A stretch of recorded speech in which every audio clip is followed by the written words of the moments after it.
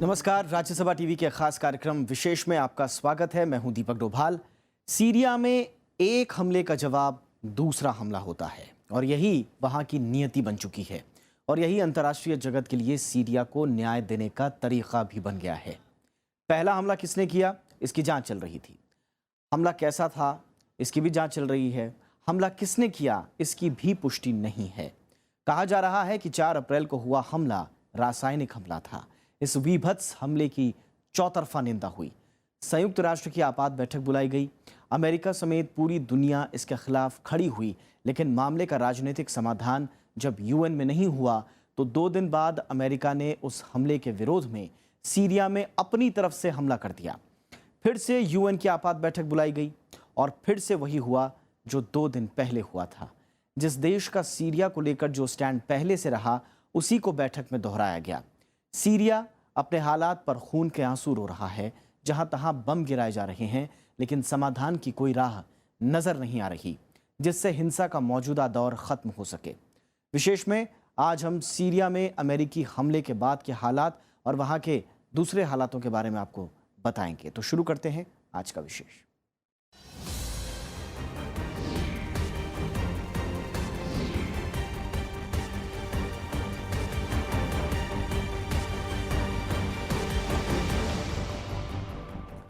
तो सीरिया में अमेरिकी कार्रवाई के बाद एक बार फिर से दुनिया 2 धड़ों में बंट गई है। अमेरिका के समर्थन में तुर्की और इजराइल, तो वेनेजुएला और रूस अमेरिका के खिलाफ हो गए हैं। ऐसे में अंतर्राष्ट्रीय स्तर पर तनातनी बहुत तेज हो गई है। आइए देखते हैं अमेरिकी कार्रवाई पर बाकी देशों के क्या मत हैं। अमेरिका की ओर से दागी गई इन मिसाइलों ने सीरिया मुद्दे को एक नया मोड़ दे दिया है। सीरिया के हवाई अड्डों और रासायनिक हथियारों के जखीरे पर क्रूज मिसाइलों के हमले से सीरिया को समर्थन देने वाले देश तिल मिला गए हैं। रूस, वेनेजुएला समेत कई देश अमेरिकी हमले को उकसावे की कार्रवाई बता रहे हैं।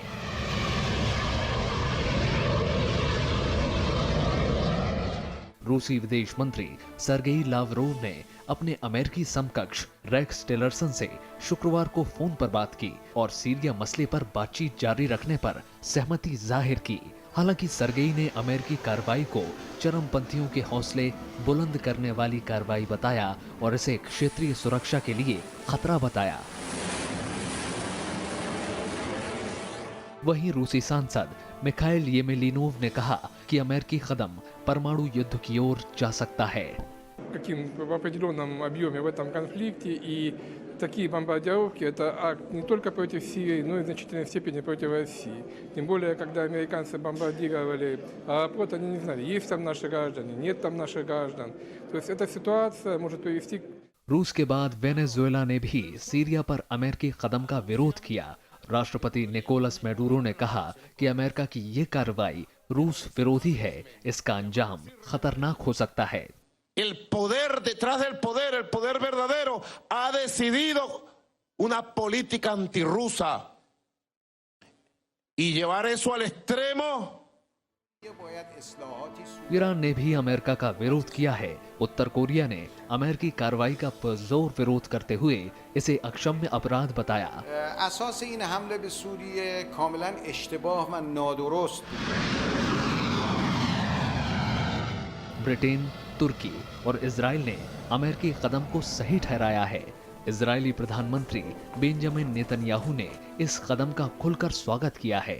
उन्होंने कहा कि रासायनिक हथियारों के इस्तेमाल का यही अंजाम होना चाहिए।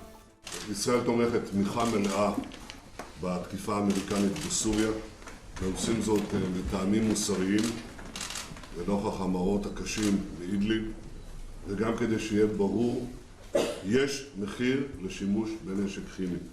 तुर्की के विदेश मंत्री ने सीरिया मसले के शांतिपूर्ण हल की वकालत की है। हालांकि तुर्की ने ये भी साफ किया कि रासायनिक हमलों पर हम दुनिया के देश चुप नहीं रह सकते हैं। Siyasi çözüm önemli ama böylesine bir vahşete de sessiz kalamayız. O yüzden artık siz de şu Esad inadınızı bırakın ve geçiş hükümeti başlasın. यूरोपीय संघ के मुताबिक हथियारों के प्रयोग से सीरिया के मुद्दे का हल नहीं निकाला जा सकता है। साथ ही संघ ने स्पष्ट किया है कि वो किसी भी तरह की सैन्य कार्रवाई में हिस्सा नहीं लेगा। Premièrement, on a affirmé pendant la conférence à Bruxelles qu'on a organisée la semaine dernière qu'il n'y a pas de solution militaire à la crise en Syrie. Sur ça, l'Union européenne est très claire, très ferme. Il n'y a pas de solution militaire à la crise. अमेरिकी हमले के बाद Syria की राजधानी दमिश्क में अमेरिकी विरोधी प्रदर्शन की तस्वीरें सामने आ रही हैं। इसके अलावा न्यूयॉर्क में लोगों ने मार्च निकालकर हमले का विरोध जताया है। Bureau report, Rajya Sabha TV. लेकिन पूरी दुनिया में फिलहाल जो गुटबाजी दिख रही है, आरोपों प्रत्यारोप का जो सिलसिला चल रहा है, वो शुरू कैसे हुआ, क्या है ताज़ा मामला, और अमेरिका ने सीरिया के शायरात एयरबेस पर हमले क्यों किए, और इसके बाद अमेरिका का क्या रुख है, आइए इस रिपोर्ट के जरिए समझते हैं।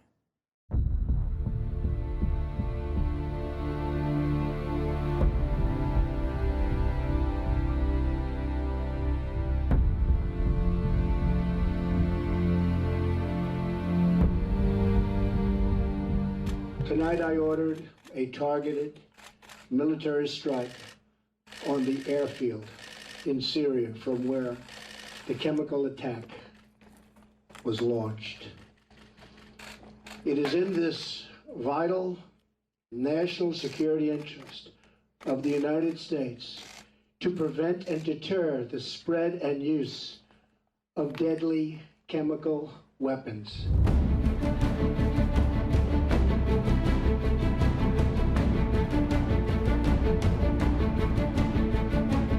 राष्ट्रपति का पद संभालने के बाद डोनाल्ड ट्रंप का ये अब तक का सबसे बड़ा फैसला था। सीरिया में रासायनिक हमले की दर्दनाक तस्वीरें सामने आने के बाद ट्रंप ने सेना को शायरात एयरबेस पर हमला करने का आदेश दे दिया।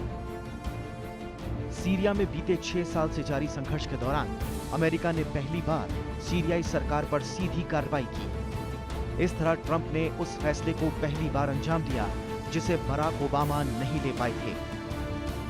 शुक्रवार को हुए इस हमले का वीडियो पेंटागन की ओर से जारी किया गया। पेंटागन के मुताबिक हमले के लिए अमेरिका ने खास टॉम हॉक मिसाइल को चुना। अमेरिका ने करीब 60 यूएस टॉम हॉक मिसाइलों से सीरिया के एयरबेस को तबाह कर डाला।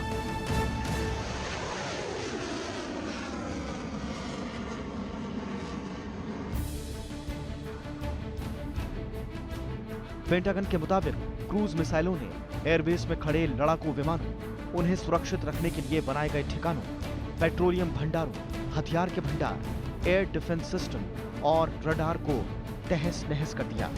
सीरियाई सेना ने भी हमले की पुष्टि करते हुए कड़ा विरोध जताया।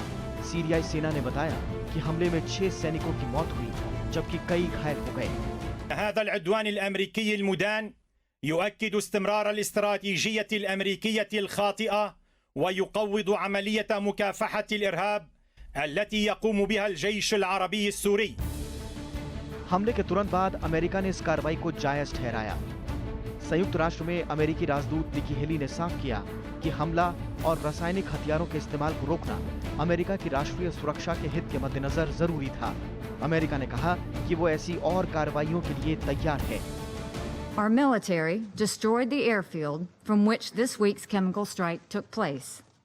We were fully justified in doing so. The moral stain of the Assad regime could no longer go unanswered. His crimes against humanity could no longer be met with empty words. It was time to say enough. But not only say it, it was time to act. Bashar al-Assad must never use chemical weapons again. Ever. समाचार agency Reuters के मुताबिक हमले से पहले America ने रूसी सेना को जानकारी दे दी थी ताकि रूस का कोई नुकसान न हो। हालांकि सुरक्षा परिषद में रूस ने हमले का कड़ा विरोध किया। रूस ने अमेरिका को तत्काल अपनी कार्रवाई रोकने और सीरिया में राजनीतिक समाधान की दिशा में किए जा रहे प्रयास में शामिल होने का आह्वान किया। अमेरिका ने यह हमला 4 अप्रैल को इदलिब प्रांत में किए गए एक रासायनिक हमले की प्रतिक्रिया में किया। अमेरिकी राष्ट्रपति डोनाल्ड ट्रंप के मुताबिक इसमें कोई शक नहीं है कि इस हमले के पीछे सीरियाई राष्ट्रपति बशर अल असद का हाथ है। इस रासायनिक हमले में 70 से ज्यादा लोग मारे गए थे, जिसमें कई बच्चे भी थे। ट्रंप ने सीरिया पर अपनी नीति में अचानक बदलाव किया है। दरअसल चुनाव अभियान में ट्रंप कहते आए थे कि अमेरिका को सीरिया में चल रहे गृह युद्ध के चक्कर में नहीं पड़ना चाहिए, लेकिन अमेरिकी मीडिया के मुताबिक रासायनिक हमले में मारे गए बच्चों की तस्वीरों ने ट्रंप को अपना रुख बदलने पर मजबूर किया। अमेरिका ने इसे मानवता का अपमान बताया और कहा कि सीरियाई सरकार ने कई हदें पार कर दी हैं। Bureau report, Rajya Sabha TV. और सीरिया में ताज़ा खून खराबे का सिलसिला अमेरिकी हमले से 2 दिन पहले शुरू हुआ। सीरिया में विद्रोही गुटों के कब्जे वाले शहर में एक के बाद एक कई धमाके हुए। इदलिब प्रांत में हुए हमले के बाद ये खबर आई कि ये असल में खतरनाक रासायनिक हमला है और इसे बशर अल असद सरकार ने ही अंजाम दिया है। अमेरिका समेत नाटो देश इसके बाद असद सरकार के खिलाफ एकजुट नजर आए। आइए देखते हैं क्या था वो मामला जिसको आधार मानकर अमेरिका ने सीरिया पर हमला किया। तुर्की से सटे इदबिल प्रांत में धमाकों की इस तस्वीर ने पूरी दुनिया को हिला कर रख दिया। सीरिया के उत्तरी हिस्से में खान शेखाउं शहर में जब ये गुबार उठा तो लोग दहल उठे। ये साधारण बम का धुआं नहीं था, इसमें जहरीला रसायन होने का दावा किया जा रहा है। हमले में 80 से ज्यादा लोगों की मौत हुई, जबकि सैकड़ों घायल हो गए। शहर में कई लोगों का दम घुटने से मौत हुई। अस्पतालों में अफरा तफरी का माहौल था और सीमावर्ती इलाकों में बेहतर इलाज के लिए दर्जनों घायलों को तुर्की ले जाया गया। शहर के कई इलाके खंडहर में तब्दील हो गए और सड़कों पर कई जगह बम के निशान देखे गए। राहत बचाव में जुटे कई लोगों का दावा है कि शहर में हमला मिसाइल से किया गया। أنا عبد الكريم نور الدين الشيخور، عمري 30 سنة، أعمل بالدفاع المدني. امبارح الساعة 6:30 الطيران الحربي نفذ أول غارة ما فجر. توجه الشباب أول 3 عناصر من الدفاع المدني وقت وصل أول ضربة. सीरिया में मॉनिटरिंग समूहों का दावा है कि इदलिब शहर में घायलों का इलाज कर रहे अस्पतालों पर भी हमले हुए, लेकिन सबसे ज्यादा बहस इस बात पर हुई कि क्या ये हमला रासायनिक हमला था।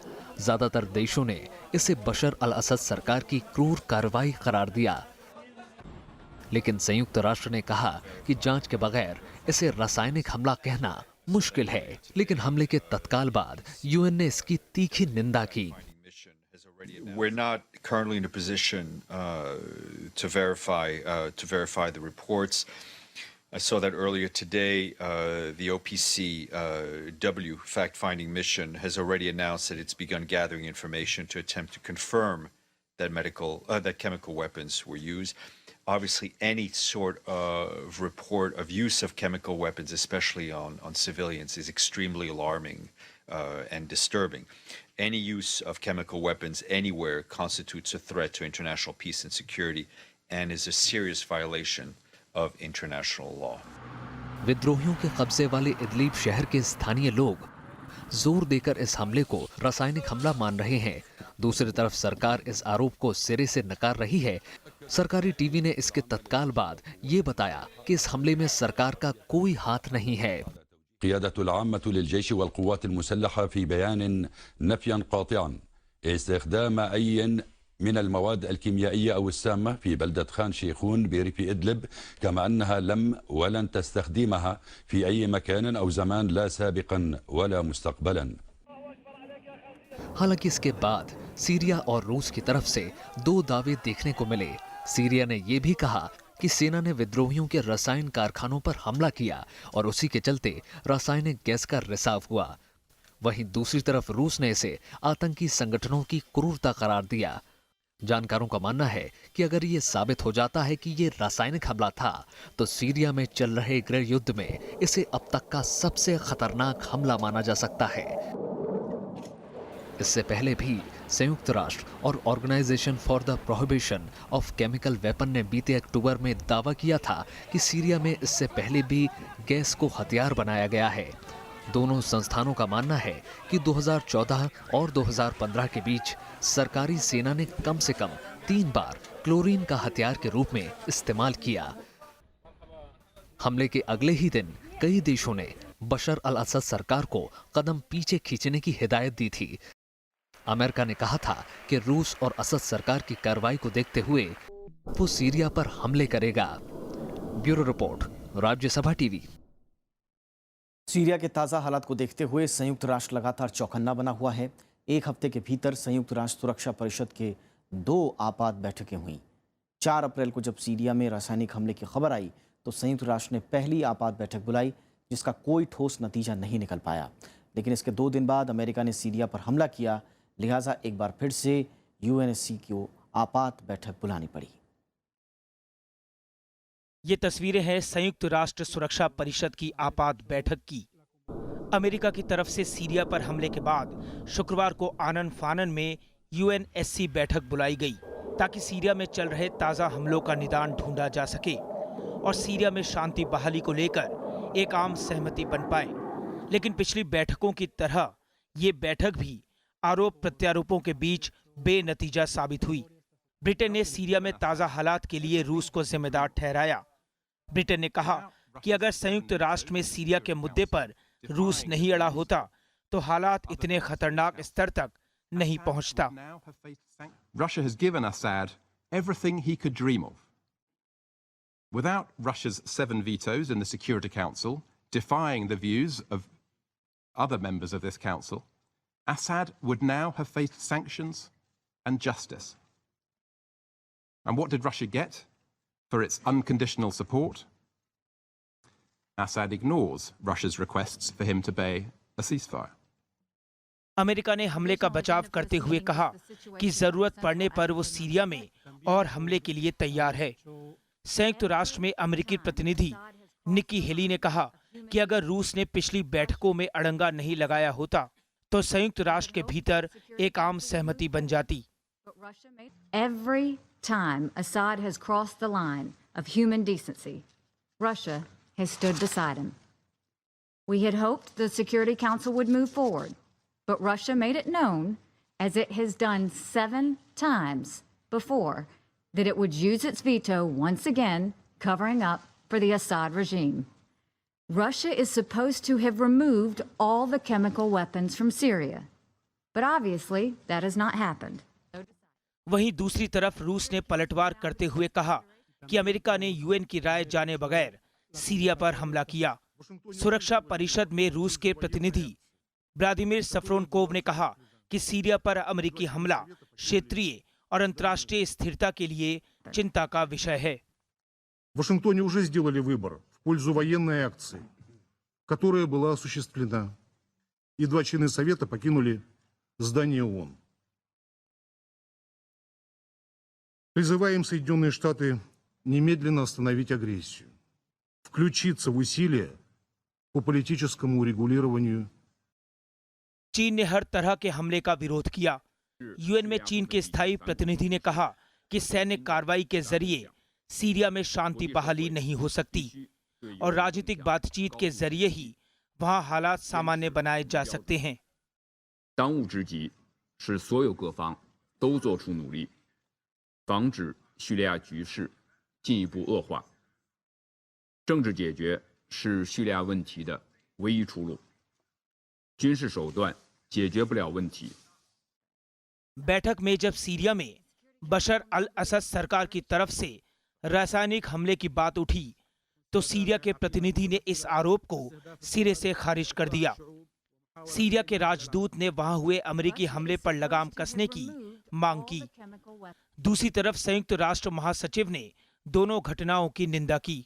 महासचिव के प्रवक्ता स्टीफन दुजारिक ने कहा कि संयुक्त राष्ट्र सीरिया में हुए रासायनिक हमले और इसको आधार बनाकर अमेरिका की तरफ से हमले से चिंतित है। ऐसी कार्रवाई सीरिया के लोगों की जिंदगी को और बदतर बनाएगी। The Secretary General said he continues to follow the situation in Syria closely and with grave concern. He said he was abhorred by the chemical weapons attack in Khan Shaykhun in Syria and the death and injury of many innocent civilians. He stressed that he had long stated that there needs to be accountability for such crimes in line with existing international norms and Security Council resolutions. He says he's been following reports of the airstrikes against the Shayrat air base in Syria, conducted by the United States. Mindful of the risk of escalation, the Secretary General appealed for restraint to avoid any facts that could deepen the suffering of the Syrian people. इससे पहले जब Syria में रासायनिक हमले की खबर आई तो संयुक्त राष्ट्र ने पहली आपात बैठक बुलाई थी। बैठक के पहले ही दिन अमेरिका ने साफ कर दिया कि अगर इदलिब प्रांत में हुए हमले पर यूएन कार्रवाई नहीं करता तो अमेरिका अपने स्तर पर कदम उठाएगा। अमेरिका ने इस हमले के लिए सीधे सीधे सीरिया के राष्ट्रपति बशर अल असद को जिम्मेदार ठहराया था। अमेरिका ने रूस पर आरोप लगाते हुए कहा था कि जब तक रूस असद सरकार को शह देना बंद नहीं करता तब तक सीरिया में हालात सामान्य नहीं होंगे। बैठक में उस वक्त रूस ने अमेरिका के आरोपों को पूरी तरह खारिज कर दिया था। रूस ने रासायनिक हमले के लिए आतंकवादी संगठन अल नुसरा को जिम्मेदार ठहराया था। रूस ने पूरे मामले की जांच की मांग की थी। संयुक्त राष्ट्र की बैठक में इसके बाद एक बार फिर रूस और बाकी पश्चिमी देश आमने सामने आ गए और बैठक में कोई नतीजा नहीं निकल पाया। Bureau report, Rajya Sabha TV. बीते 5 साल में शायद ही कोई दिन गुजरा जब सीरिया की सरजमीन पर खून न बहा हो। 2011 में शुरू हुआ सरकार विरोधी आंदोलन धीरे धीरे हथियारबंद जंग में तब्दील हो गया। आइए जाते जाते आपको दिखाते हैं कि सीरिया में कौन कौन से गुट सक्रिय हैं और क्या है असली संकट। इजाजत दीजिए। सीरिया में ये तस्वीरें रोजाना देखने को मिल रही हैं। 2011 में जब सरकार विरोधी आंदोलन शुरू हुआ तो धीरे धीरे वो हथियारबंद गिरोह में तब्दील होते चले गए। यहाँ से सीरिया की असल मुश्किल की शुरुआत हुई। दुनिया के कई मुल्कों ने सीरिया को सामरिक और रणनीतिक हितों के लिए शतरंज की बिसात बना लिया। कुछ देश सरकार के साथ खड़े हो गए तो कुछ देश विरोधियों के खेमे में चले गए। बीच में पिसता रह गया तो सिर्फ सीरिया। धीरे धीरे यहाँ का राजनीतिक संकट दुनिया भर के लिए परेशानी का सबब बन गया। लेकिन गुटबाजी आज भी जारी है। एक और अमेरिका, ब्रिटेन, फ्रांस और उनके क्षेत्रीय सहयोगी सऊदी अरब, तुर्की और कतर खड़े हैं जो किसी भी कीमत पर सीरिया के राष्ट्रपति बशर अल असद को हटाना चाहते हैं। तो दूसरी ओर राष्ट्रपति असद के पक्ष में ईरान, रूस, बाथ संगठन और लेबनान के हिजबुल्लाह लड़ाके खड़े हैं। इन देशों के आमने सामने आने से कई बार अंतर्राष्ट्रीय संकट पैदा हो गया। रूस के लड़ाकू विमान को जब तुर्की ने मार गिराया तो ऐसा लगा कि मामला सीरिया की सरहद के पार पहुंच गया है। नाटो देशों और रूस के बीच तनातनी चरम पर पहुंच गई। असद विरोधी गुटों में जो संगठन शामिल हैं उनमें फ्री सीरियन आर्मी, अल कायदा का सीरियन चैप्टर अल नुसरा फ्रंट, जैश अल जनूब, जैश अल शाम, इस्लामिक फ्रंट, जैश अल नस्र बेहद अहम हैं। इन संगठनों को अमेरिका सहित नाटो देशों का समर्थन हासिल है। सीरिया और उसके सहयोगी देशों का मानना है कि ये तमाम संगठन चरमपंथी मिजाज के हैं। लिहाजा सरकार अगर अपदस्थ हुई तो सत्ता की कुंजी चरमपंथियों के हाथों में चली जाएगी। इन तमाम गुटों के बीच में सीरिया में एक ऐसे संगठन ने दस्तक दी जो आज पूरी दुनिया में दहशतगर्दी के लिए बदनाम है। ISIS नाम के संगठन ने जल्द ही सीरिया के बड़े हिस्से पर कब्जा कर लिया। अमेरिका और सहयोगी देशों का दावा है कि असद सरकार की हिंसक कार्रवाई ISIS की पैदाइश के लिए जिम्मेदार है, जबकि रूस और ईरान का आरोप है कि नाटो देश जो हथियार और ट्रेनिंग दे रहे हैं उससे ISIS मजबूत हो रहा है। बशर अल असद सरकार का भी आरोप है कि ISIS के पास वही हथियार हैं जो अमेरिका और नाटो देशों ने सरकार विरोधी गुटों को दिए हैं। धीरे धीरे नाटो देशों ने ISIS के खिलाफ मुहिम शुरू की तो दूसरी तरफ असद सरकार और सहयोगी मुल्क यानी रूस और ईरान ने भी ISIS पर बम बरसाने शुरू कर दिए। ISIS को लेकर दोनों गुटों का दावा है कि वो इसके खिलाफ लड़ रहे हैं, लेकिन दोनों ही गुट एक दूसरे की नीयत पर भी सवाल उठाते रहे। दरअसल सीरिया में इस तरह से 3 गुट हैं, एक सरकार विरोधी, दूसरा सरकार समर्थक और तीसरा ISIS। इनमें सिर्फ ISIS एक ऐसी कड़ी है जिस पर सरकार विरोधी और सरकार के समर्थन में खड़े गुट दोनों ही हमलावर हैं। लेकिन सीरिया की राजनीति जिस करवट बैठी है उसमें ISIS के हौसले पस्त होते नहीं दिख रहे। दिलीप खान, राज्यसभा टीवी।